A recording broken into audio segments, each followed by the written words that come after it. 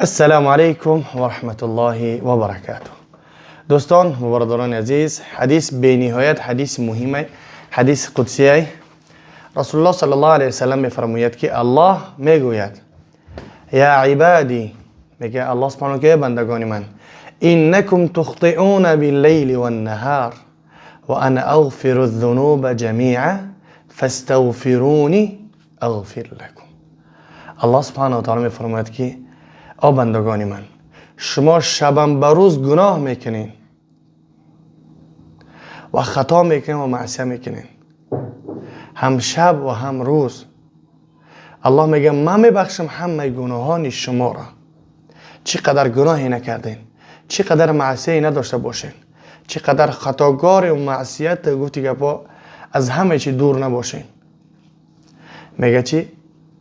و انا اغفر الذنوب، مگه همه گناهاتون الله میگه من میبخشم. پس شما استغفار کنین، طلب توبه کنین، اغفر لكم.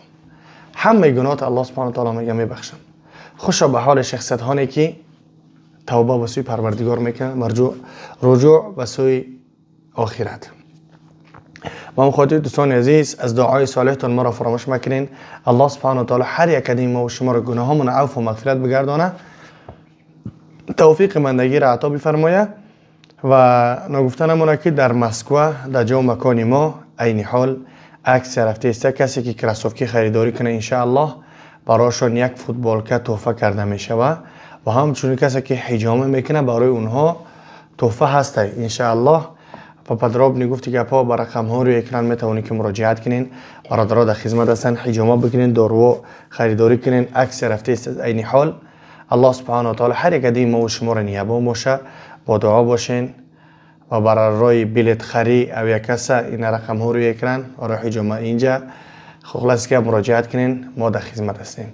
و همچنین در سن پترزبورگ هم جو حجامه هستن، عکس رفته است. با دعا باشین. فی امان الله. السلام علیکم و رحمت الله و برکاته.